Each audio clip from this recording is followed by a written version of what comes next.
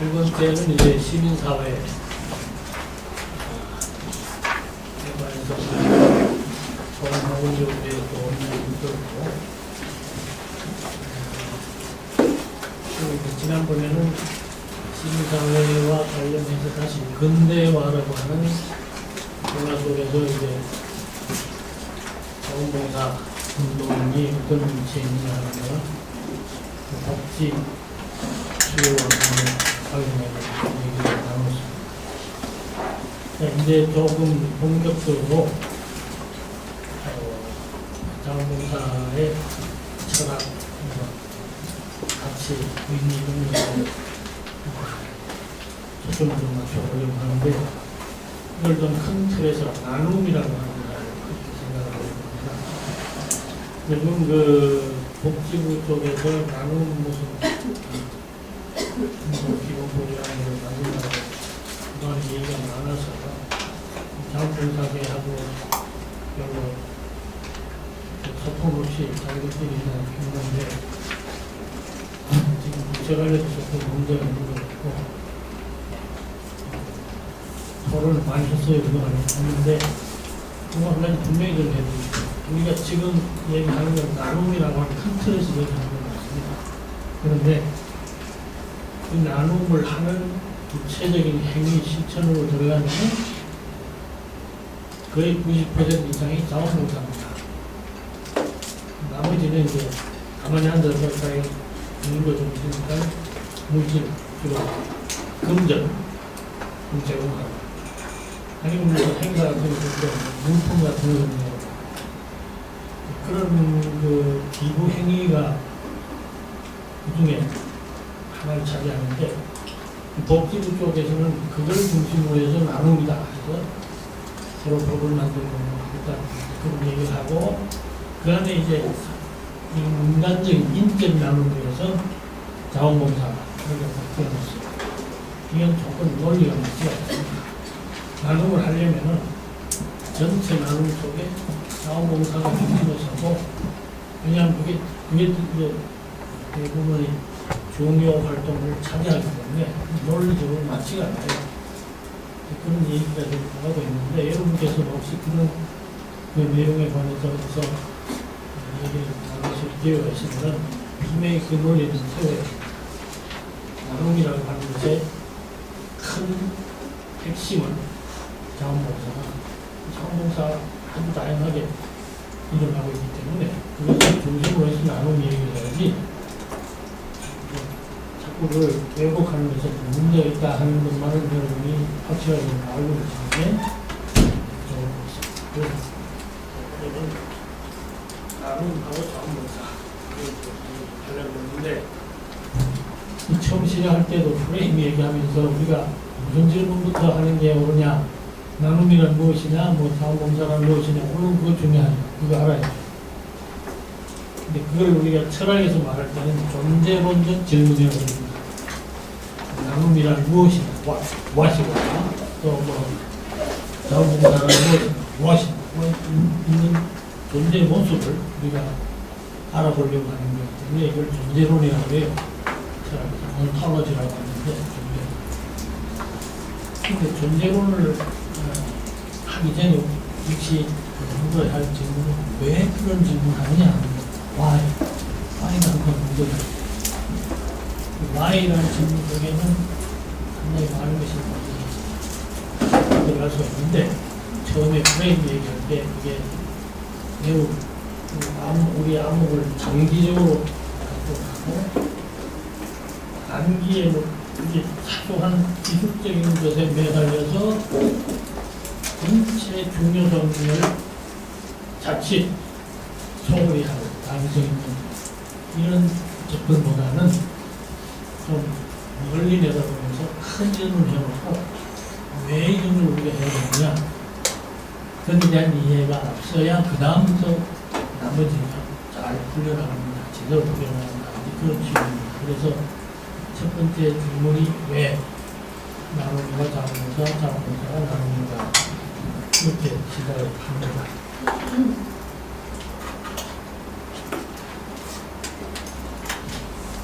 우리 처음 시작할 때 영어로 뭐라고 한마디 했죠. 뭡니까?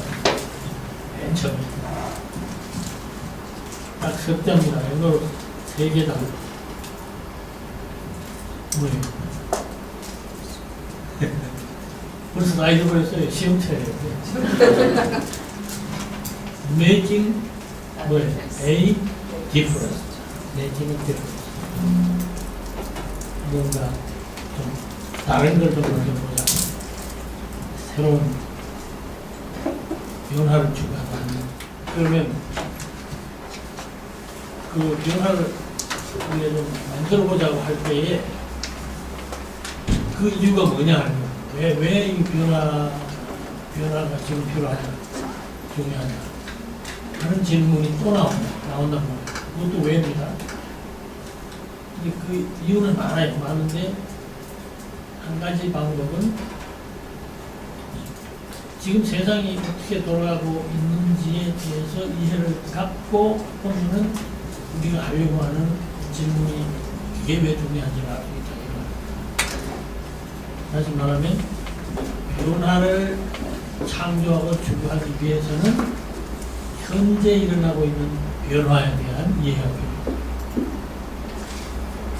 그 변화의 성격에 관한 이해를 좀 하고 나면 이래서 우리가 이런 걸 해야 되는구나 라고 하는 깨달음을 얻는 데 도움이 된다 하는 얘기입니다.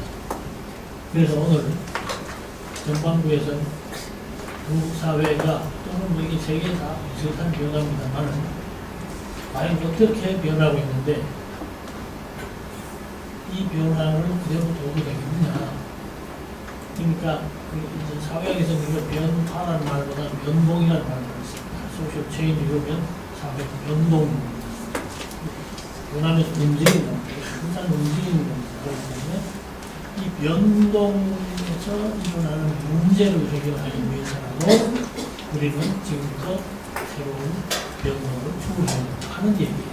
이 변동이 지금 두 가지가 한데 멈춰 있습니다.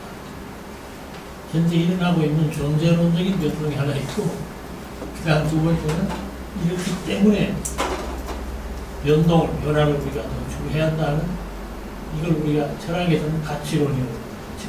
이게 중요하죠. 그래서 변화 얘기를 하고 있습니다. 특히 변화는 항상, 사회는 항상 변해요. 그런데 우리가 지금 주목해야 할 변화는 금년 광복 70년을 기념합니다만은 그 후에 상당히는 사회가 상당히 혼란스러운 난관을 많이 경험하면서 뒤치락, 방향 감각을 잃고 모든 사람들이 상당히 어려운 그런 지경에서 적어도 한 10여 년을 보냈던 것인데요.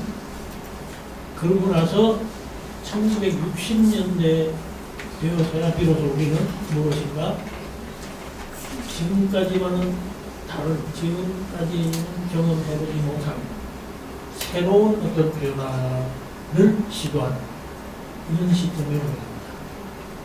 그게 뭐냐 하면은 계획 변동이라고 합니다. 플랜 체인지. 보통 플랜들은요, 요즘은 어느 기관이나 무슨 단체나 조직체나 계획 안 하는 데 없죠. 여러분 운영하시는 그 센터, 정도 뭔가를 계획을 해서 합니다. 근데요, 제2차 대전 일어난 직후에 세계가 냉전 시대로 돌아갔어요. 그래서 소위 말하는 자유세계, 제1세계, 그 다음에는 제2세계는 공산국, 제2세계. 그리고 그 어느 쪽에도 가담하지 않은 제3세계, 그래서 3세계라는 말이 나왔어요.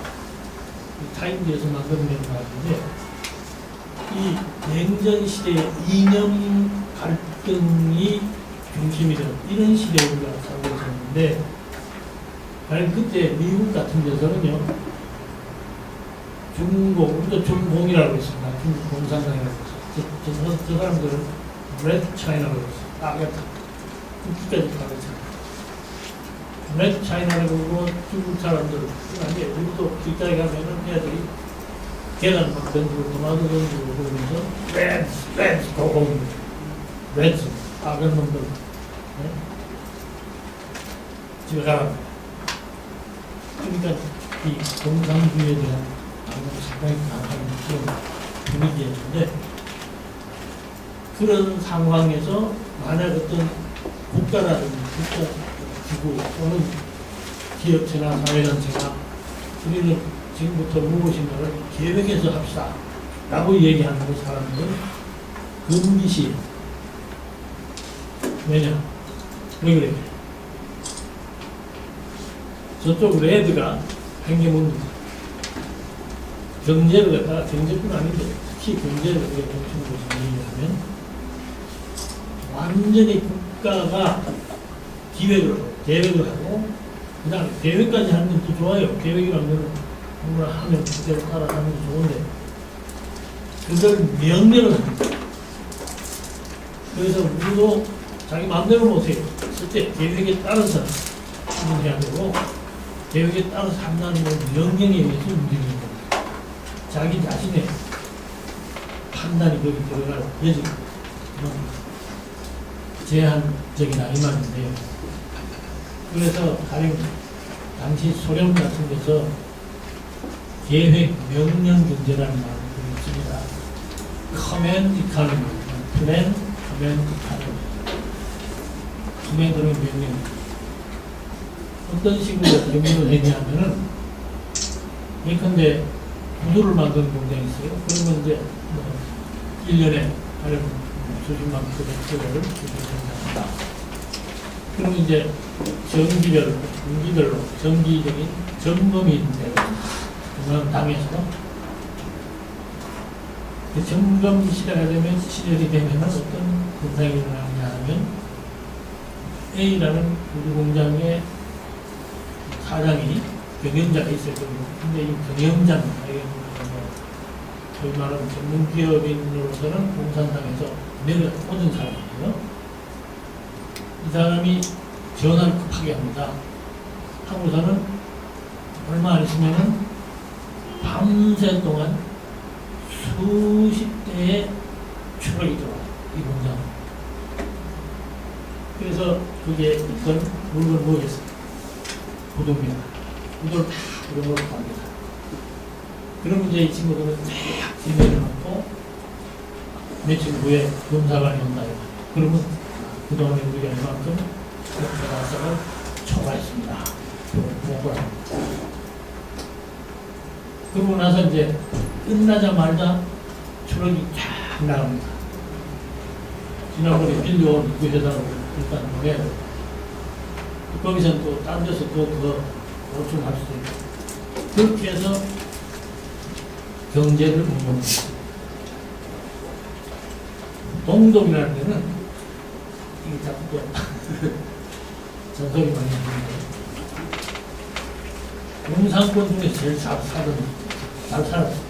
독일이 그런 나라인데 그 나라의 훔보르트대학이라는 데가 바로 동독에 동백님이 있습니다. 이게 유명한 오래된 대학인데 그 대학에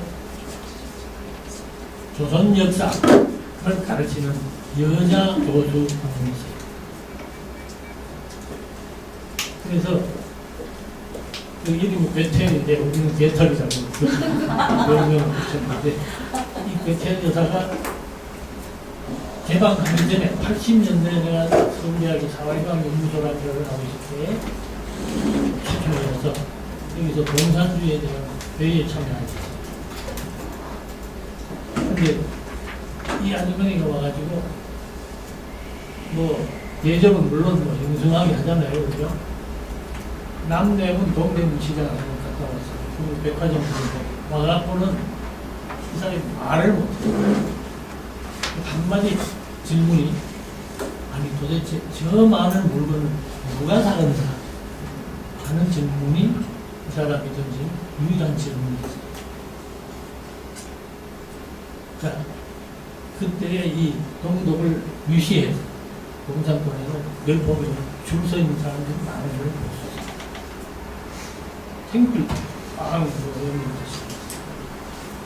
근데 이 아주머니께서 개방 후에 91년도에 우리가 백림에 갈 일이 있어서 방문을 하러 가면서 연락을 했더니 저는 반드시 자기 집에 와서 저녁을 하고 가라. 그렇게 초대를 했습니다. 고맙게도 여기 있을 때 너무 이제 우승한 배려를 받았다는 하나의 인사 그렇게 하셨는데 양반이 우리 데리러 차도까지 왔어요. 와서 이제 자기 차로 갔는데 유고라는 차. 옛날에 포니 뭐라고 작아요. 요즘 나온 이 작은 차, 모닝 그 정도 차인데 놀랍게도 이게 뭐 덜커덕 하고 아니라 이 여기 있잖아요. 이 기어가 제대로 된 모습이 이렇게 위에 손잡이도 있고 그냥 막 세방대기예요. 세방대기로 이렇게 가고 있어요. 이렇게 나오는 차고 좀 진통치 않은 차인데 그래도 자기는 차를 가지고 있는 상당히 많은 사람들이 못 다닌다는 거예요. 실제 그 차를 타고 자기 집에 갔습니다. 아파트에 부모님하고 같이 사는데 저녁 메뉴는 우선 오렌지 주스가 나오는데 가루를 물에다 타고 마시는 오렌지 주스. 이게 지금 통일 후의 얘기입니다. 직후에 그래서 버리 음식인데 가루 탄 오렌지 주스. 그 다음에 이제 접시가 하나 나왔는데 소세지 몇 개 하고 그 채소 뭐 감자가 주고 그리고 그밖에 한두 가지 채소가 달려오고 그게 나는 그렇게 하고 나중에 캔에서 내놓은 파인애플 같은 과일 주가 이게 하고 디저트 그리고 거기 맛이 끝났어요. 통일 후에도 이 동족의 조수가 그 정도의 생활을 하고 있다는 것은 목격을 할 수 있어요. 그러니까 지금 계획 경제라고 하는 게 얼마나 비효율적이고 신통자율성이 저렇게 하는 걸 실제로 경험해 봤는데 그 계획이라는 말을 이 자유세계에서는 금기시하고 있었던 시절이 있습니다. 그런데요, 흥미있는 것은 2차 대전이 끝나면서 냉전이 막 시작하긴 했지만 동시에 어떤 일이 일어나느냐 유럽을 부흥하기 위해서 미국에서 시작한 그러한 경제 운영 방식인데 그 이름 혹시 기억나세요? 아시는 분 있습니까? 유럽 경제 부흥을 위한 사람 이름이 붙어 있는데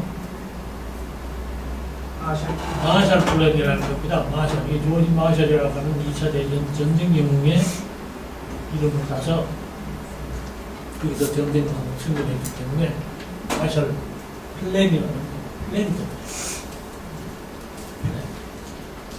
근데 미국 자체는 아직 플랜을 별로 좋아 안 하고 있을 테지만 이 전쟁에서 패배하는 이 나라들을 보호시키려면 결국은 뭐 계획을 세워서 해야겠다. 한국 가서 이렇게 된 거예요. 그래서 플랜이 시작합니다. 그 무렵에 1948년에 트루먼이 대통령이 되면서 연설을 하는 게 있는데 지금부터 미국은 전 세계에 있는 후진국, 가난한 나라들을 근대화시키고 발전시키기 위한 문조를 적극적으로 시행하겠다 하는 방포랍니다. 그게 이제 디벨롭먼트라든지 마더니제이션이라든지 하는 말이 2차 대전 이후에 등장하는 공식적으로 등장하는 얘기입니다. 물론 그때까지도 다른 가짜나 이런 사람들이 그런 얘기 조금씩 하고 있었지만은 정치적으로 아주 중요한 나라의 대통령이 이 말을 공식적인 그 연설에서 쓰기 시작한 게 그때입니다. 그러고 나서 이제 학자들이 따로서 디벨롭먼트가 뭐냐, 마더니제이션이 뭐냐 하고 하는데 그중에 그 사람이 나도 그중에 껴있는데 그러면서 이 사람들이 여러 가지 계획을 또 소개합니다. 인정을 해야 안 되니까 이렇게 잘 기록을 해서 하시고 그러면 우리가 이렇게 기술적으로 이렇게 자원적으로 도와드릴 수 있는 그런 방식으로 시작합니다. 그러니까 이제 소위 말하는 제3세계 저 어려운 나라에서는 그 얘기 듣고 나니까 솔깃하거든. 우리도 뭐 해봐야겠다. 이렇게 뭐 시작을 하게 되는데 우리나라에서 경제계획을 처음 시작할 때가 몇 년도입니까? 1962년에 1차 년도입니다. 경제개발 5개년 계획의 1차 년도가 62년인데 사실은 1950년대 후반 이승만 대통령 때에 이미 미국 갔다가 온 그 보국 관료들을 중심으로 해서 학자들을 모아서 이 대통령의 명하에 부흥부라는 거죠. 경제 부흥을 위한 계획을 수립하기 시작했습니다. 50년대 말에. 그러나 그 시작도 해보지 못하고 넘어갔단 말이에요. 그럼 그 다음 어떻게 됐어요? 민주당이 들어왔어요. 민주당도 뭘 해보겠다고 나섰는데 보니까 이미 자유당이 뭐 해놓은 게 있다는 거예요. 그러니까 왜 우리도 이거 한번 갖다 놓고 수정을 시작을 해보자. 그렇게 해서 또 두 번째로 민주당도 계획을 수립을 했어요. 그럼 어떻게 됐어요? 결국 또 무너지고 말았어요. 그것을 물려받은 사람들이 5.16 쿠데타의 중심인물입니다. 이 사람들이 이제 공무원들하고 앉아서 자기들이 내세운 여기서까지 공약이 있었는데 그 중에 가장 눈에 띈 게 뭐냐면은 이 빈곤 퇴치입니다. 하고 부패 척결. 이게 두 가지가 다른 것도 있었지만 다른 건 하나도 제대로 된 게 없고 빈곤 퇴치만은 그대로 그냥 그 사람들이 시작한 대로 경제를 성취하는 겁니다. 그러면 이때에 만들어 놓은 것이 이제 2차 경제개발 5개년 계획입니다. 그리고 또 한 가지 있는 게 뭐냐면 1980년대에 이게 지금 아직 82년입니다. 그때 전 대통령이 아주 똑똑한 경제 수도를 딱 모시고 있었어요. 근데 이 사람이 그 다음에 아웅산이라는 곳에서 탐에 빠져서 쓰러졌어요. 그 친구가 이걸 갖다가 경제 사회 발전 계획으로 바꿨어요.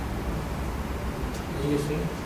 처음엔 경제 개발 5개년 계획인데 80년대 초에 경제는 상당히 해놨으니까 이제부터는 우리가 사회에도 그런 관심을 가져야 된다. 그래서 경제 사회 발전 계획, 개발의 발전이에요. 이때 사회 발전이라는 걸 붙였어요. 이런 식으로 우리가 변해가고 있었던 게 있습니다. 근데 이 계획으로 인해서 1962년부터 시작한 경제 변화라고 하는 것이 이게 엄청난 충격을 우리 사회가 가져갔습니다. 그래서 여기 보시면 주로 무슨 일이 일어났느냐? 공업화, 도시화, 이것이 경제개발의 핵심입니다. 우리는 공업화해서 물건을 만들어서 팔아야만 보석할 수 있는 여건이기 때문에 하는 수 없이 공업화를 1차적으로 합니다. 공업화 하게 되면 결국 당장 짓고 사람이 많이 모여들게 돼 있고 도시가 커집니다.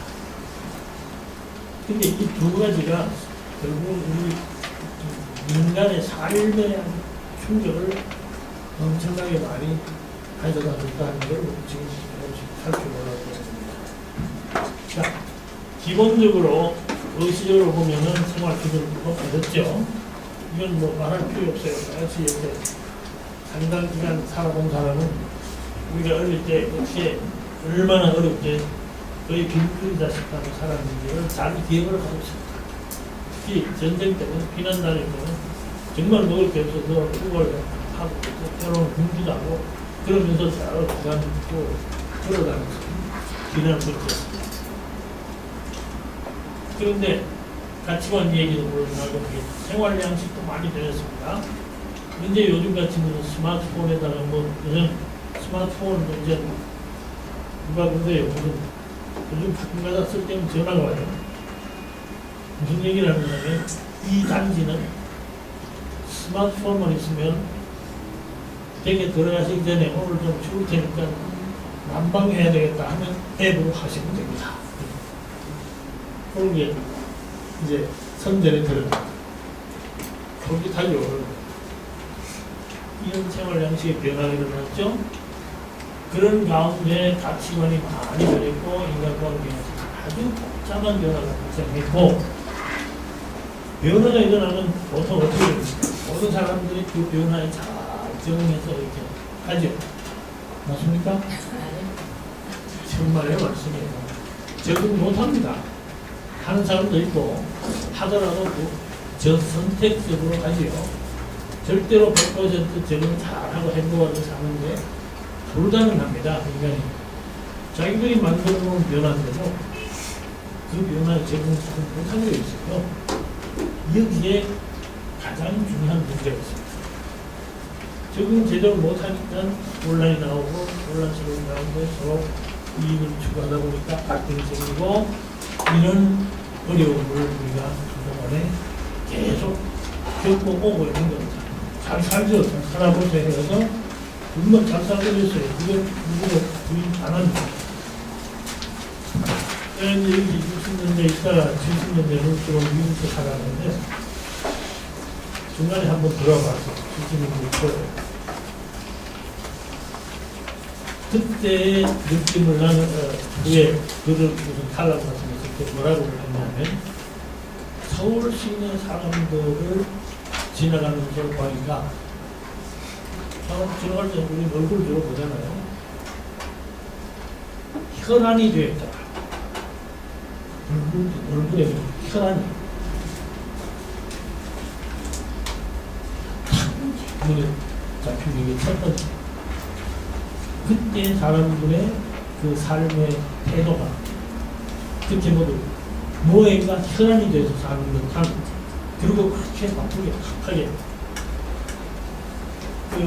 요즘도 좀 남양주 쪽으로 잠깐 더 달리 왔다 갔다 했는데 보니까 남양주시에서 슬로우 라이프 국제 대회라는 걸 합니다. 얼마나 바쁘게 살았으면 이제 좀 천천히 사셔 하는 국제 운동이 일어나고 있을 때인데 그러한 변화를 우리가 겪으면서 우선 자연 생태계가 엉망이 됐다 하는 건 다 잘 아는 얘기로 설명 안 하겠습니다. 근데 또 이것도 일화만 얘기합니다. 이것도 1960년대 후반인데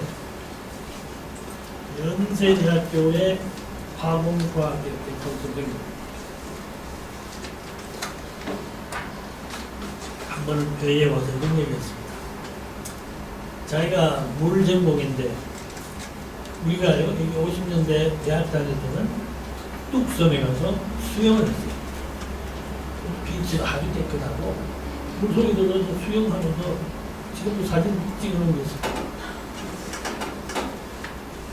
그런데 10여 년 지나고 12년부터 막 넘어가기 시작하고 보니까 여기는 걱정이 돼서 한번 건강에 가서 물을 왔어요. 와서 검사를 했어요. 하고 나서는 그 다음 자기가 학회에 가가지고 며칠 후에 이러이런 현상이 지금 우리나라의 물에 소위 강물 같은 게 일어나고 있다 하는 보고를 했다. 그때 60년대 초까지만 해도 또 후반까지만 해도 박정희 대통령을 중심으로 해서 우리 국민 전체가 머릿속에 딱 가지고 있었던 것은 긴장하고 굴뚝하고 연기. 이게 상징이 있어요. 여러분 기억 안 하실 겁니다만 기아차의 그 로고가요. 몇 번 변했어요. 맨 처음 나온 기아차는 뭔지 아세요? 이렇게 공장처럼 되어 있는 모습이 있습니다. 옛날부터 나온 모습. 그게 우리의 상징입니다. 자랑. 자, 그 뒤에 지금 우리가 겪고 있는 곳에 지구온난화, 아이고 저거 참.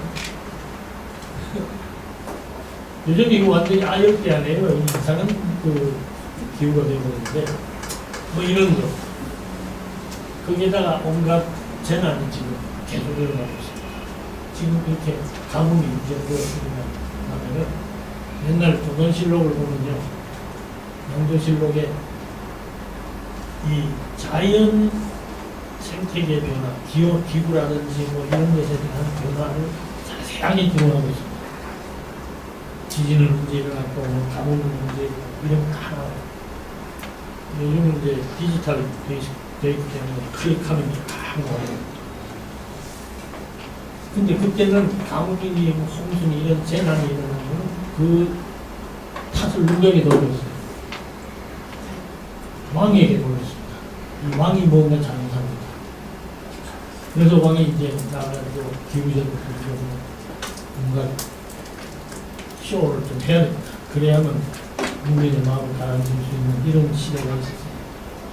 지금 이거 뭐 기후전 아니지만 중국에서는 모독에 하는 소리 괜찮은데 그냥 뭐 그거 열변할 때 그렇게 가능한 시대는 됐어요. 그러니까 비오게 하는 것도 가능한지 모르겠네요. 자, 그 다음에 사회를 넘어가 봅시다. 여기 핵심적인 게 가족 인구 이쪽으로 제가 집중적으로 얘기를 좀 해보겠습니다. 자, 가족이라고 하는 것은요, 사회학에서 말할 때, 가족이라는 게 뭘로 구성하느냐. 반드시 혼인한 부부가 있고, 혼인한 부부가 둘이 살면 그 가족이에요, 가족. 가족이라고 하는 겁니다. 사회학적으로는. 이건 부부죠. 가족은 혼인한 부부와 자녀 이렇게 있습니다. 이제는 같이 살아요. 근데 그 자녀지만은 그 자녀라는 말은 혈연 자녀도 가능하고 동물 이방 자녀도 레지티먼 정통적 있는 정당한 법적인 자녀입니다. 그래서 이렇게 두 세대가 살 때 여성을 가져요. 그러면 요즘 혼자 사는 사람들 많죠. 이건 가족이에요. 이 사람들은 어떻게 통계에 어떻게 나오냐. 가구라고 가구, 하우스홀드고 가족은 패밀리 아니면 좀 더 낮게 얘기해 홈. 자, 근데 가족이 성립하려면 혼인이 일어나야 된다 하는 얘기를 지금 하는 겁니다. 근데 혼인 요즘 해요, 안 해요? 물론 하죠. 추석이나 명절 돼서 집에 가면은 제일 듣기 싫은 소리가 너 언제 국수먹이냐 그거 아니에요? 요즘은 그런 얘기를 부모들이 차마 못하게 돼 있어요. 하면은 그 다음부터 안 와요. 그거보다는 그거 참고 안 하는 게 낫지. 그만큼 듣기 싫은 소리가 되어버렸는데 실제로 혼인율이 상당히 낮아지고 있습니다. 지금 웬만한 서베이를 해보면 젊은 여성 20, 30대 혼비에 있는 여성이 한 30% 이상이 자기는 뭐 꼭 혼인해야 된다고 생각 안 한다 라고 얘기합니다. 자, 혼인 안 하죠. 그 다음에 혼인해도 옛날에는 12살짜리 애하고 16살짜리 처녀가 같이 살았어요. 조기 혼인을 많이 했습니다. 왜냐? 노동력이 필요하다. 농사짓기 때문에. 그래서 노동력을 하려면 우선 이제 집에는 아들밖에 없으니까 며느리라도 드리자 이렇게 되는 겁니다. 근데 그 대신에 노동력을 하려면 12살짜리 고른 사람이 또 애기도 낳아야 하니까 적어도 15살 넘어야 됩니다. 그래서 이 연상연하가 그때는 많이 일어났습니다. 요즘 다시 이게 회복 중에 있는데 연상연하가 실제로 인구학적으로는요 연상연하가 맞습니다. 100년 해로를 하려면 여성이 남자보다 적어도 5, 6년, 7년 이상 더 삽니다. 평균적으로 모든 사회는 그래요. 참 여성들은 끈질기고 아주 육체적으로 대단히 강인한 인류들입니다. 사실은 남자들보다. 그렇기 때문에 한 5, 6세 차이 나는 연상연하가 그게 이상적인 카풀입니다. 인구학적으로 그렇다는 얘기예요. 이게 지금은 전에 뭐 10몇 살을 연두라도 되게 20대 중반 다 일어나는데 요즘은 이제 여성도 거의 30대까지 올라갔어요. 남자는 이미 지나간 몇년 되었어요. 자, 늦었죠? 그 다음에 혼난 다음에 어떻게 해요? 우리 집에 조카들이 몇이 있는데 둘째 형의 조카가 셋입니다. 가명적이게 두 집은 둘씩 둘씩이가 있었죠. 이제 몇 년 전 이야기인데 그래서 나머지 한 조카 진부한테 물어봤죠. 야, 너희는 왜 동생 안 낳아주냐? 그랬더니 그 첫마디가 자기 아버님 애 교육 하나 시키는데 얼마든지 아세요. 이것이 질문이었습니다. 이게 대답이고 질문이었어요. 근데 그때 몇 년 전에 이었던다고 그 진부가 그렇게 얘기했는데 요즘 숫자가 얼마입니까? 4억으로 올라왔습니다. 4억. 자, 이런 상황에다가 그 다음에 어떻게 돼요? 청년 실업이라고 하는 말이 요즘 입에 그냥 달려 있습니다. 이것도 사실 우리가 보기에 따라서는 이렇게 많이 젊은이들이 대학까지 나오면서 나올 필요가 없는데 대학 나왔다고 반드시 무슨 장성 가야 합니까? 아니죠. 자기 하고 싶은 일 하면 되는데 근데 그걸 못해요. 그래서 결국 캥거루가 되든지 캥거루가 뭔지 아실 테니까 아니면 혼자 삽니다. 이 얘기가 이제 이렇게 돼요. 두 가지가 나옵니다. 첫째는 본인 안 하고 본인 연령이 문제지고 그 다음에는 본인 한 뒤에 링크족이라고 있죠. 더블 인컴, 노 키드. 그리고 뭐 다른 여러 가지 연령이 많이 있는데 기본적으로 둘이서 맞벌이 하면서 애기 없이 동업을 하게 해요. 그러니까 자식이라는 걸 이건 있어봐야 힘이다. 그러니까 우리끼리 즐겁고 살자. 이렇게 되니까 어떻게 됩니까? 인구가 늘어날 가능성이 줄어들고 있는 겁니다. 다시 말하면 출산율이 매우 많이 떨어졌습니다. 출산율이라고 계산하는 방법이 여러 가지가 있는데요. 제일 간단한 방법은 두 사람이 일단은 기본적으로 생각하는 게 생물학적으로도 그렇고 되게 정상적으로 말하자면 두 사람이 남자와 여자가 모임해서 몇 명을 남겨야 인구가 지속할 수 있어요. 보통 두 사람인데 인구학적으로 계산하면 2.1 얼마 리스크가 하다가 없어지는 수가 있어요. 그럼 2명 정도를 남겨야 인구가 그대로 유지할 수 있습니다. 근데 우리나라는 지난 몇 회사, 이거 2000년대 들어오면서 갑자기 일어난 일입니다.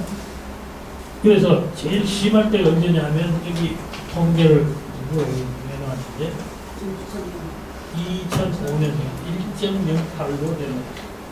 지금 다시 올라오고 있는데 이건 한 명이다 하는 얘기 아닙니까? 만약 지금 부부가 한 명씩 남겨놓고 가버리면은 몇 년 후쯤 되면 인구가 반으로 줄어들 거예요. 적어도 한 세대 지나야겠죠. 그리고 다음 세대가 되면 인구가 반으로 줄어들 거예요. 근데 우리나라는 현재까지는 전 세계에서 인구 5천만 이상, 이게 하나의 기준입니다. 인구 크기를 따질 때 인구 5천만 이상의 GDP 1인당 $2만 이상, 이걸 달성하는 나라가 몇 나라냐? 우리가 7번째로 들어갔습니다. 지난해. 지금 아직 5천만 원이지만 사실은 앞으로 한 20, 30년 후, 무제로 50년 후는 4천만 원대로 내려가고 있습니다. 5천만 원 유지 못하게 됐습니다. 지금도 인구가 줄고 있습니다. 인구가 적으면 좋잖아요. 옛날에는 인구가 너무 많고 출산율이 높기 때문에 경제 성장을 아무리 해봐야 이거 뭐에 살수 도리가 없다. 그래서 1960년대부터 80년대 초까지 열심히 노력했습니다. 가족 계획이라고 했어요. 그때 9월 보시면 참 재밌습니다. 그래서 핵폭탄이 무섭다고 하지만 인구폭탄이 더 무섭다. 이런 협박까지 해가면서 표를 만들어서 이 인구 줄이로 운동을 했었는데 이것이 1990년대 딱 돌아서면서 엄마, 아빠, 나, 동생 필요해요. 나 혼자 외로워요. 이런 새로운 표가 나왔다. 그만큼 지금 우리 인구의 저출산이라고 해서 기본적으로 우선 앞으로 경제 활동을 할 인구를 보충할 수 있는 기반이 취약해집니다. 그걸 못할 때 그냥 경제 인구 줄어들게 그냥 내버려두는 게 맞습니까? 어떻습니까? 하는 수 없이 채워야 돼요. 채우는 방법은 있으니까. 외국에서 사람 들여옵니다. 지금 우리는 이미 100만 이상의 외국인 거주자가 여기 와 있습니다. 근데 문제는 우리가 여기에 대한 준비를 거의 안 하고 있는 상태에서 갑자기 일어나는 겁니다. 그런데 앞으로는 이렇게 자꾸만 경제활동가 줄어들면 우리 경제 기반이 흔들리기 때문에 우선 사람들이 들여와야 합니다. 그때부터 무슨 문제가 생겼냐? 이건 경제 문제가 아니에요. 완전히 문화적이고 사회적인 문제. 상당히 심각한 갈등이 일어날 소리를 우리나라는 상당히 크게 안고 있습니다. 이미 나타나지만 지금은 또 연결이 참을 받는데 우리 심지어 북한에서 온 동포들조차도 차별하는 그런 사회입니다. 자, 그런데 여기에 혼인만 하면 그럼 계속 같이 사느냐? 아니더라고 말이에요. 이게 놀라운 것이요. 이 이혼율이라고 하는 거 계산하는 방법도 여러 가지 있어요. 근데 한 가지 아주 제일 간단한 방법은 그 한 해 동안에 혼인은 몇 쌍이 했고 그 한 해 동안에 이혼은 몇 쌍이 했다. 이건 따로 다르죠. 서로 연관 없어요. 없지. 하여튼 혼인한 숫자 대비 이혼 이렇게 봅니다. 그러면 퍼센티지가 나오죠. 100에 대해서 몇 얼마. 이게 말이죠. 내가 1960년대에 이제 어떤 얘기를 보는데 그때 가니까 벌써 이혼 B라고 그러네. 이혼 B가 25라고 했어요. 25. 그러니까 100 중에 25. 그만큼 이혼이 많이 늘어나고 있다. 입증을 하더라고요. 그 다음에 1970년대에는 다시 가서 여기서 한참 살다가 왔는데 그때는 이게 30이 올라갔어요. 그리고 다시 돌아와서 있다가 80년대 후반에 또 영차 한 1년 살았는데 그때는 40으로 올라갔어요. 그리고 1990년대가 되면 미국 경제가 조금 나빠지기 시작하는데 이때부터 이혼 수가 줄어들기 시작합니다. 그런 문제가 근데 우리는 지금 보세요. 이게 숫자가 80년대 그만두고라도 1990년에 100에 대해서 11쌍이 이용했어요. 2000년 오니까 갑자기 36까지 올라요. 갑자기요, 이게 진짜. 그래서 어떤 얘기가 나오느냐 하면은 신혼여행을 갔다가 공항에 내릴 때 따로따로 자동차 타러 간다 하는 말이 나올 정도가 됐는데 2003년에 이게 문제입니다. 이게 왜 이런 일이 일어나는지 우리가 아무리 그런 소식하고 잘 이해가 안 됩니다. 그때는 50%를 넘겼습니다. 그러니까 절반, 혼인 함수의 절반이 이혼을 했어요. 근데 그 중에 또 이제 점차 줄어들고 있는데 또 한 가지 재밌는 이겁니다. 황혼 이혼이라는 이게 18% 하는 얘기인데 다른 얘기 아니고 일본에서 나온 거 아니에요? 황혼 이혼이. 일본은 우리보다도 사실은 남녀 차별이 은근히 심한 나라입니다. 남자가 권위주의 부인을 대하죠. 이런 나라인데 이 남편이 이제 하루는 징글징글 웃음이 있더라고요. 여보, 이제 좀 앉아보라. 오늘 내가 정년 퇴임을 하고 이제부터 당신하고 우리 오늘하게 잘 지내고 있겠어. 얼마나 좋습니다. 그랬더니 부인이 있다가 징글징글 웃으면서 참 잘됐네요. 절반만 빼주시오. 나는 이제 당신하고 다 젊어지고 없어. 이게 황혼이혼입니다. 근데 그 황혼이혼이 일어나는 것이 최근에 18%까지 전체 그러니까 이제 그 아주머니들도 더 못 견디겠다.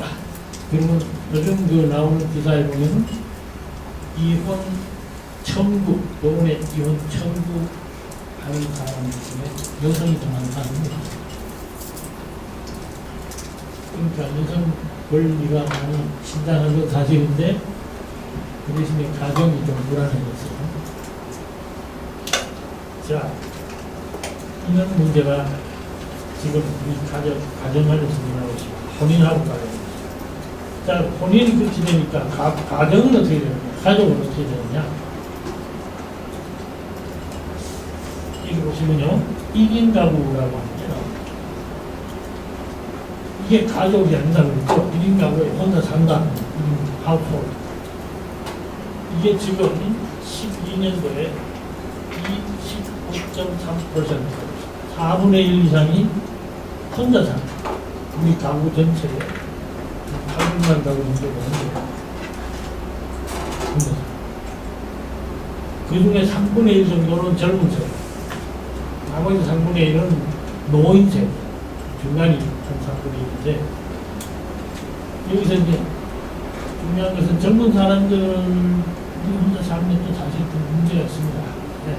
그 사람은 그나마도 혼자 사는 게 좀 즐겁다. 내 멋대로 살 수 있고 무슨 뭐 CU다 무슨 세븐다 하면 참 1인용 패키지 돼 있어서 찍어주고 하면 나중에 이해하는 생각이 모르지만은 혼자 있다는 게 이제 좋은 건 것이다. 그러니까 더 위험한 것은 노인이죠. 그리고 노인이 혼자 살다가 욕상했다 하는 얘기를 지난주에 했죠. 그렇죠. 그러니까 이런 문제들이 지금 일어나고 있습니다.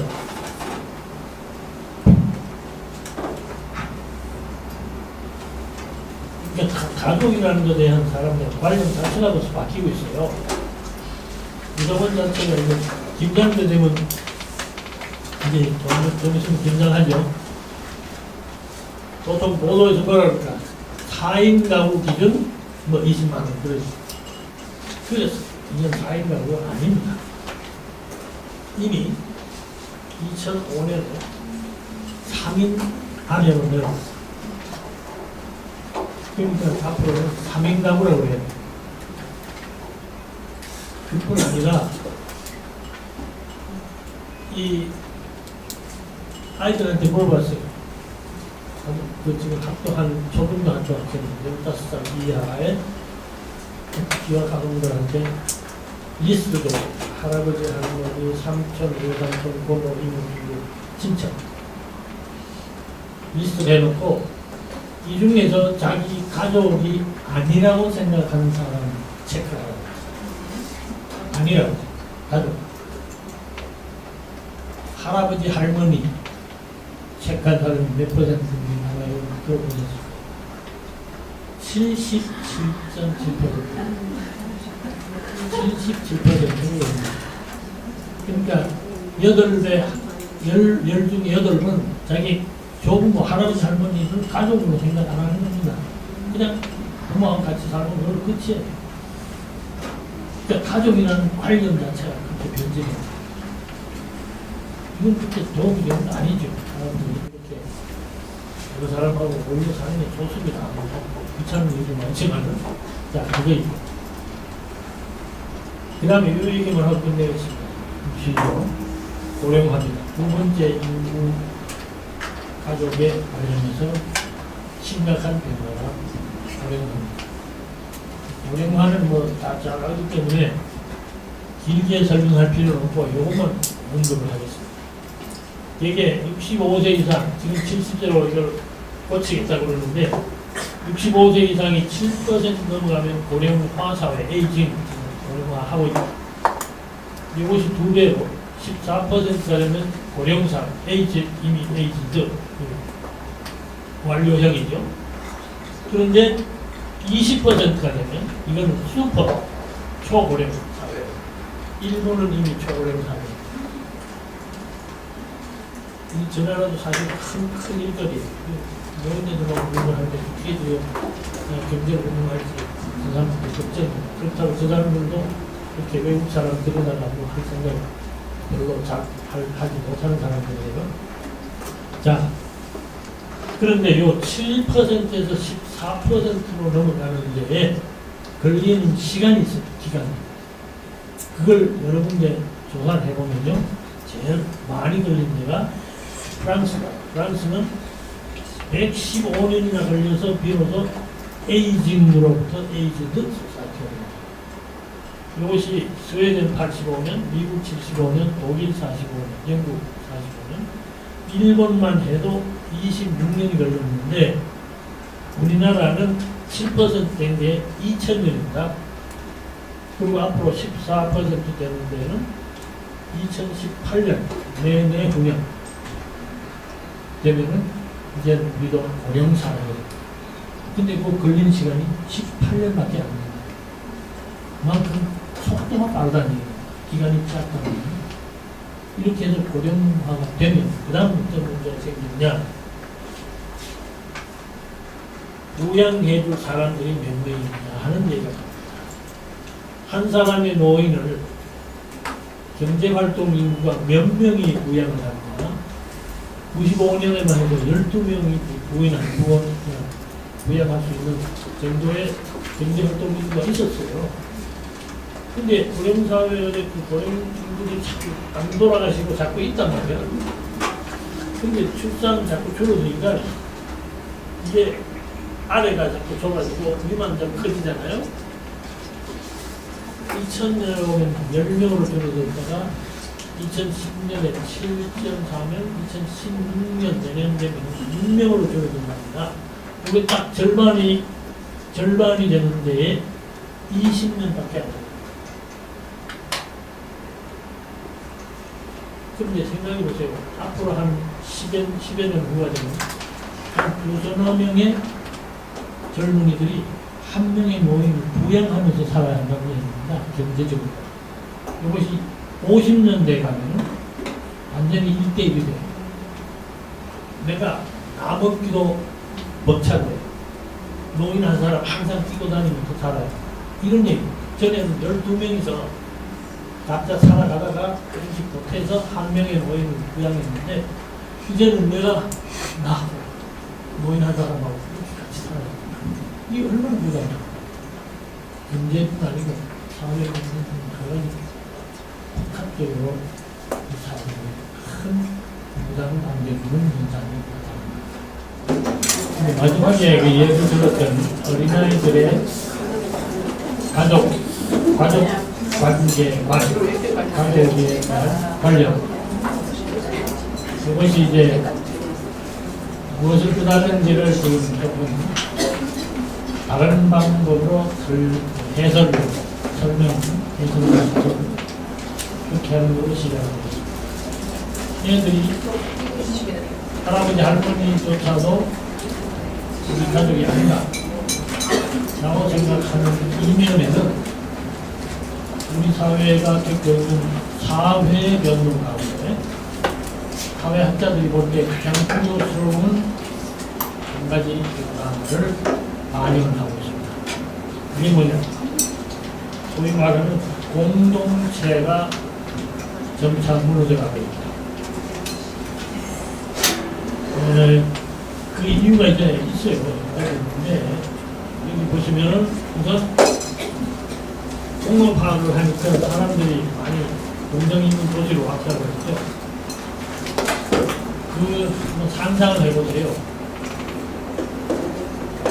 시골에 있던 사람들이 갑자기 도시로 갈 수 있는 기회가 생긴 겁니다. 기회. 가면 우선 취직이 가능하고, 공장에 가서도 그냥 장로동실로 육천으로 가더라도 하여튼 일거리가 있고, 또 일하는 한편으로 옛날에 우리 평화시장 같은 데 특히 고생하는 소녀들도 나아가는 학교를 가는 사람이 있었습니다. 자기 동생들 학교 보내느라고 자기는 학교 못 가면서도 그래도 야간에 길을 쓰고 학교 다니는 우리 젊은 세대가 있었습니다. 그러니까 이 교육 기회가 있죠. 이런 기회들이 많아요. 그래서 사람들이 몰리십니다. 근데 이렇게 이동을 하고 보면은 달리 표현을 하려면 자기가 뿌리 내리고 있던 고장, 지역, 공동체, 이웃, 여기서 완전히 뿌리가 다 펴나가는 거예요. 그리고 보통 나무를 심을 때 한 자리에서 뽑아서 다른 자리에 심어서 잘 될 수도 있고 안 될 수도 있고, 그런 토양이나 여러 기구나 관계가 있는데, 이거를 뿌리를 잘 간직해야 되잖아요. 그렇게 해서 이제 또 땅에 가서 잘 파묻고 잘 간직해야 하는데, 사람이 한번 뿌리 딱 뽑히면은 뿌리를 간직한다는 게 쉽지가 않습니다. 나무처럼 이거 이렇게 딱 감아주고도 안 돼. 그러면 완전히 여기 와서는 스트레인저, 소위 말하는 이 곤란한 말로 애창죄라서 완전히 이방인들하고 얼굴 보는 사람들. 그런데 묘하게도 이런 기질을 우리가 가지고 있어요. 다른 사람은 비슷하게 돼도 우리처럼 그렇게 강하지 않은 게 있는데, 뭐냐면 처음 온 사람은 정말 뿌리가 완전히 뽑혀서 새로운 토양이 이제 적응하느라고 고생을 좀 하는데, 그 다음 오는 사람들은 그 연주를 타고 올라갑니다. 그래서 여기서 뿌리 내기가 쉬워져요. 그래서 아시다시피 신림동 서울대학교 때는 소위 말하는 야당 표가 항상 그쪽에 되고 야당이 솔직히 많습니다. 그 이유는 그 지역에 있는 사람들이 그쪽에 많이 정착을 하면서 연주를 사람들이 그게 모이기 시작합니다. 그런 방식이에요. 이게 해방촌이라는 게 바로 여기 있는데, 이는 바로 광복 직후에 북한에서 온 사람들이 서울로 내려왔는데 갈 때도 있습니다. 완전 이거 산안이에요. 산에 그냥 정착을 하는 거예요. 청계천가에도 많이 살고 있어요. 청계천이 좀 저렇게 처럼 돼 있지만 정말 그게 형편없었어요. 우리가 그래서 거기 있던 사람들 전부 소개를 해서 어디를 갔어요? 현재 성남시라고 하는 데 갔습니다. 성남시, 분당 말고 성남시 쪽입니다. 성남시, 동박, 여기는 청계천 소개하는 사람이니까 가서 새로운 시를 만들었습니다. 이런 역사를 좀 잡혀보는 점이 있습니다.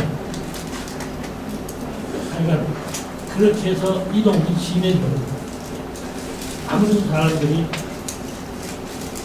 인간관계를 장기적인 몰입, 장기적인 변신 이런 그 관념을 가지고 오랫동안 당신하고 사귀었으니까 앞으로도 오래 삽시다.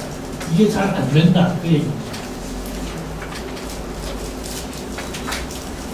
그 다음에 우리는 아파트 대단히 좋아하죠. 나는 아파트를 제일 싫어하는데 지금 벌써 아파트에서 한 10년을 살고 있어요.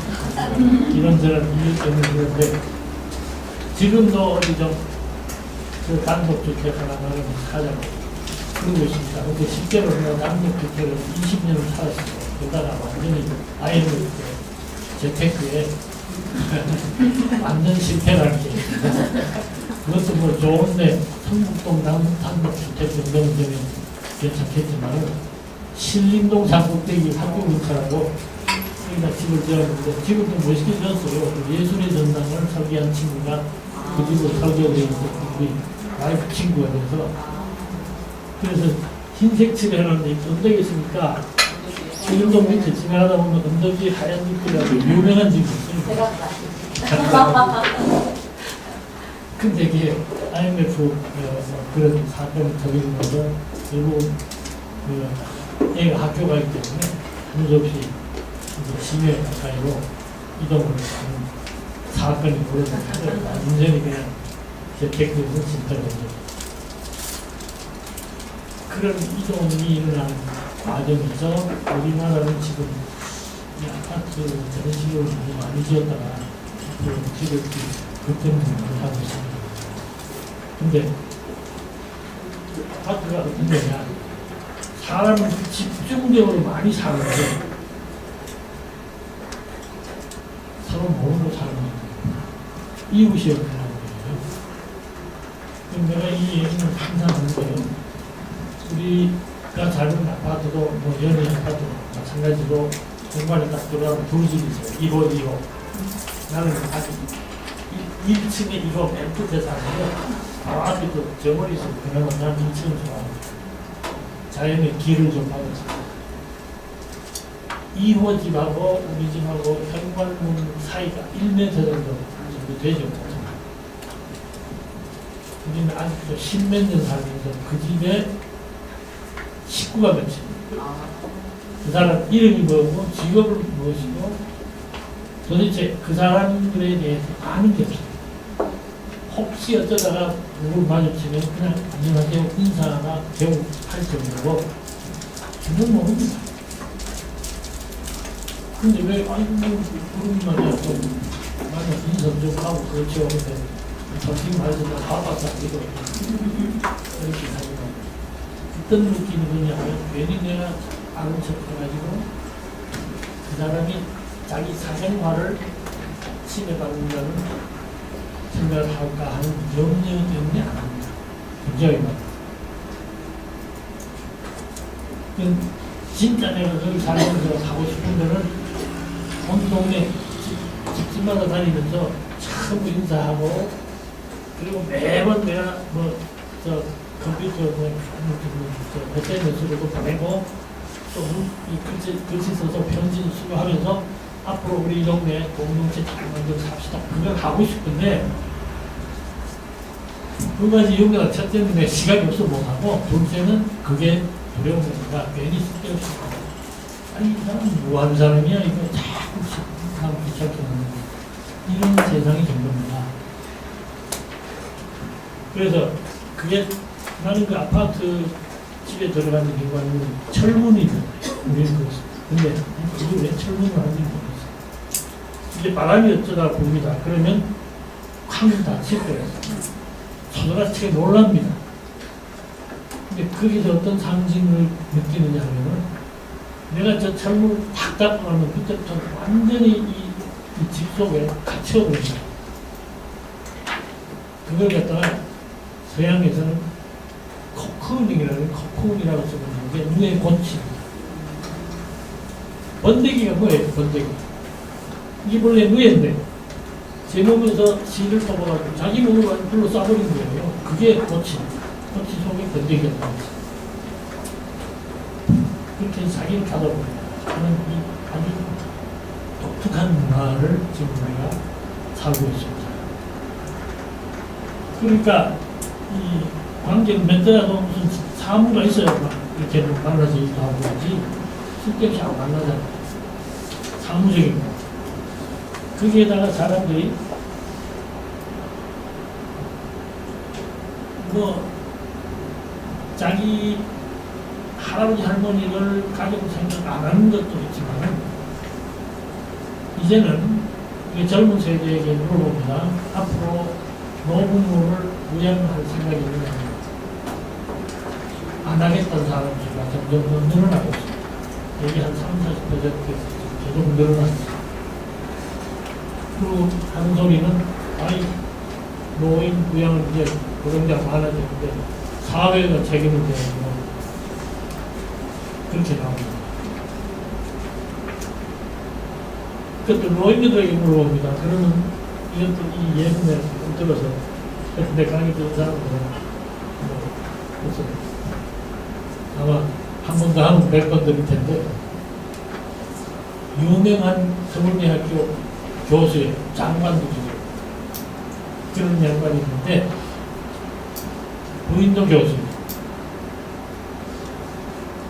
자기 딸이 있는데 이 딸이 여름에서 아기를 낳고 직장 생활을 하고 있는데 하루는 와서 엄마 다리 고도에 안 되겠어. 그러니까 제가 아기 좀 봐달라고 나 일하러 갈 때는 좀 와서 봐주시는지 아니면 때를 놓고 가시니까 그렇게 부탁을 드립니다. 그 어머니, 교수 어머니의 대답이 어떻게 했어요? 뭐라고 그랬어요? 싫다. 한마디 싫다. 그럴 때 그러고 생각해보니까 좀 안 됐어요. 그러면 좋다. 좋은데 한 달에 100만 원만 나요. 그런 세상이 됐다는 것입니다. 실제로 100만 원 이상 필요할지도 몰라요. 어머니, 나이든 어머니가 애 키우는 게 그게 얼마나 힘든지. 누구의 도움을 받아야 할지는 모릅니다. 그러니까 100만 원 절대로 많은 걸 요구하는 것도 아닌데 싫다라는 말이 나왔고 그리고 생각해 보니까 100만 원이 내가 이게 지금 우리의 가족관입니다. 얘가 예전 같은 거 어림도 없는 소리입니다. 그 다음에 사람들의 생각이요 아주 물질지향이고 소비지향이고 쾌락지향이고 뭐 이런 식으로 가면 상당히 재미있는 소리입니다. 그리고 요즘 어린애들 그 경쟁을 또 많이 시킨다는 거예요. 지난번 여기 제주도에 학교에 갔다가 장 회장이 기억나죠? 장 회장이 인사하면서 뭐라고 했더니 강남에 있는 뭐 유명한 여중학교 그래서 최우등하는 애가 뭐 학교 게시판에 중요한 정보가 뜨면은 자기가 뭐 본 다음에 막 뜯어버리는 거예요.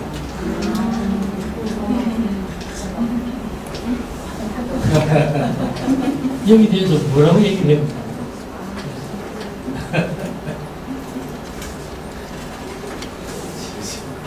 이렇게 되면요, 경쟁이 이렇게 심해지면 사람들이 결국은 자기 혼자가 되고 자기 힘이 되는데, 여기에서 도덕이라는 문제가 있습니다. 외로움이 있습니다. 우리나라가 지금 자살률이 세계 최고입니다. 그것도 청소년 자살률이 세계 2위입니다. 노인 자살률도 세계 3위입니다. 자살 왜 합니까? 많은 이유가 있어요. 있는데 적어도 지금까지 과학적으로 연구한 결과에 의하면 자살을 하는 이유 중에 제일 심각한 문제가 우울증이라는 병입니다. 우울증, 심리적인 병인데 그 우울증은 왜 걸리느냐? 또 이유가 많죠. 심지어 명절에 시댁에 갔다가 돌아온 주부 며칠 동안 우울증 걸린답니다. 그런 거 포함해서인데 인간이 외로워지면 우울증에 걸리기가 매우 쉽습니다. 확률이 높아요. 그러니까 역으로 가면은 고독, 우울증, 자살 이렇게 가는 겁니다. 인과관계가. 우리나라가 이긴 경우가 많다는 것하고 자살률이 높다는 것하고 무관한 게 아니다는 얘기예요. 고독한 사회가 되면 이처럼 사회가 사람들이 살기 어렵다고 생각하는 그런 사회가 되어간다는 얘기예요. 이게 이제 공동체가 무너지는 게 위험하다는 이유예요. 자, 이렇게 세상이 자꾸 바뀌는데, 근데 세상이 참 어쩌면 누구도 책임을 지지 않는다 하는 얘기입니다. 책임을 지겠다는 사람이 안 나와요. 이 책임 얘기를 하면요, 일본 사람들은 좀 지독하게만 책임의식이 강한 사람들입니다. 일본 사람들은 나쁜 짓도 많이 하지 말고 개인적으로 이렇게 하는 거 보면 배울 점이 많이 있습니다. 깔끔하고 정직하고 뭐 책임감 강하고 그래요. 그런데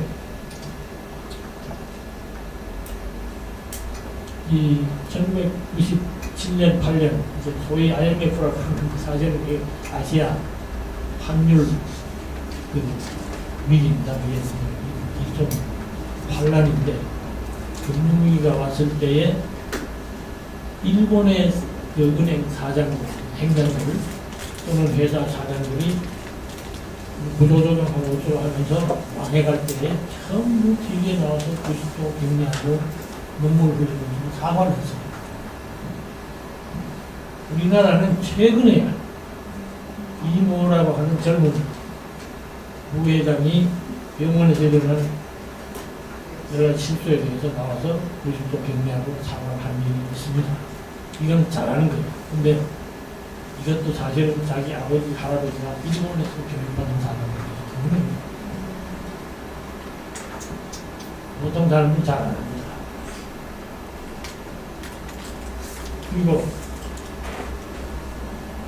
이 경제적인 반란을 일으킨 장본인들이 있어요. 기업인들도 있고 정부의 정책을 잘못한 사람도 있고 그때의 대통령도 있어요. 그 중에 어떤 사람이 그렇게 어려워서 그냥 집에 있는 금만지 내놓고 하는 일은 야단 부서를 하는 거고 정식으로 나와서 사과한 사람 아무도 없어요. 내가 책임이 있습니다. 아무도 없습니다. 이게 우리의 현실입니다. 자, 이건 참 동네 보면 노숙자를 많이 있잖아요. 이게 언제 일어나는 겁니까? 처음 시작은 물론 그 전에도 우리 어릴 땐 소위 걸뱅이 거지들이 많았지만 그게 없어졌거든요. 한동안. 그런데 다시 나타난 게 바로 그 1997년 환란 때입니다. 이제 이것도 이제 말하자면 우스갯소리로 하자면 내가 이미 했는지 모르지만 우리나라에서 이렇게 갑자기 대규모의 소위 레이오프 퇴직, 해고를 한 예가 없습니다. 그때는 할 수 없이 기업들이 무너지기 시작하고 부도가 나고 그러면 어떻게 해요? 직장이 없어지면 해고할 수밖에 없어요. 그 다음에 합병을 당하고 이런 변화가 크게 일어나서 크게 금융위기가 심했는데 그때 해고당한 사람들이 이제 집에 옵니다. 어디 보면서 그 다음날부터 말을 안 해요. 안 하고 또 아침에 가서 양복 입고 또 출근합니다. 이게 얼마나 가겠어요? 한 달도 못 가서 득통이 나옵니다. 왜냐하면 계좌에 돈이 안 들어오고 그럼 이제 부인이 알아차리는 거예요. 그러고 나서 이제 이게 가족에 어떤 영향을 미쳤냐를 우리가 이렇게 농담 삼아 얘기를 합니다. 첫 번째 충격이 어디 오느냐 하면은 딸아이 한 놈입니다. 왜냐, 그 엄마가 가계부를 쫙 보다가 학원비 쭉 그거 이게 도저히 감당할 수 있는 학원비 무료 부분이 먹고 살아야 돼. 그 다음에 한참 시간이 다 지난 다음에 두 가지 일이 일어날 수가 있어요. 하나는 바로 저녁에 자고 아침에 일어나니까 좀 이상하게 허전해 버리면 보따리를 싸고 부인이 나가버렸습니다. 그게 한 케이스고 나머지 한 케이스는 부인이 보따리를 싸가지고 남편한테 갖다 주면서 당연히 이제 필요 없으니까 가보세요. 그 사람들이 이 지하철 속으로 온 겁니다. 이런 현상이 갑자기 일어났어요. 우리나라에 이런 일이 전혀 없었어요. 그럼 여기에 대한 대비가 없는 거예요. 전혀. 그리고 책임지는 사람이 없는 거예요. 지금도 공무원 연금이다, 뭐 공적연금이다, 아니면 국민연금 하고 있는데 저것도 참 골치아프게 생겼는데 이런 게 진작에 잘 해줬어야 하는데 못한 거죠. 이런 것들이 우리로 하여금 어떤 우려를 갖게 하느냐. 이 사회가 해체할 위험, 이건 이제 사회가 항상 해체할 수 있는 그 확률을 가지고 있습니다. 그래서 늘 이제 해체 안 하고 이 다독거리는 공들하고 여러 가지 조치를 많이 하는데 이게 감당하기 어려운 지경에 가 있을 수 있다. 그런 데는 책임을 막 책임을 지려고 하는 사람들은 책임을 넘기면 이런 사회에서 우리가 어떻게 살아야 되느냐? 문제는 이 지도층이라는 사람들이 사실은 더 심각합니다. 그래서 이제 나중에 보면 로블레스 컴퓨니티라고 하는데 그 지도층일수록 영국의 유명한 맹물이라는 수사는 전쟁이 나니까 자기 아들 때문에 전쟁에 보내서 전사하고 뭐 이런 문제 자녀들이 많이 있어요. 그런데 이러한 위기 극복을 해야 하는 과제가 우리한테 와 있는데 이게 누가 책임집니까? 책임진 사람이 있습니까? 그냥 매번 그러니까 여기에 우리 모두가 이제 어떻게든지 뭘 해야 되겠다. 그것도 한꺼번에 같이 좀 해야 되겠다. 그래서 나온 말이 인간이 과연 이렇게 살아도 되는가? 라는 질문을 좀 하게 됩니다. 그러면 책임에 관해서 좀 근본적인 질문을 하는데 이 절박한 상황에서 모두가 나서야만 이 사회를 건질 수 있겠는데 자칫하면 우리가 이제 나라로 떨어질 수도 있는 위험성을 많이 안고 있는데 그럼 여기에 해답이 뭐냐? 여기에 자원봉사하고 나누는 것이 하는 게 우리의 주제입니다. 자원봉사 나눔이 다 해결된다고 그렇게 얘기하는 건 아니고 보세요. 지금 모두가 이렇게 사업이 펴져 있는데 지금 책임지는 사람이 없다. 그럼 누가 책임집니까요? 누군가 해야 됩니다. 누군가. 이 누군가가 누구냐? 바로 우리입니다. 전부 시민사회 멤버 전부. 근데도 안 나서면 어떻게? 그래서 우리라도 자발적으로 하는 것이 우리의 주제입니다.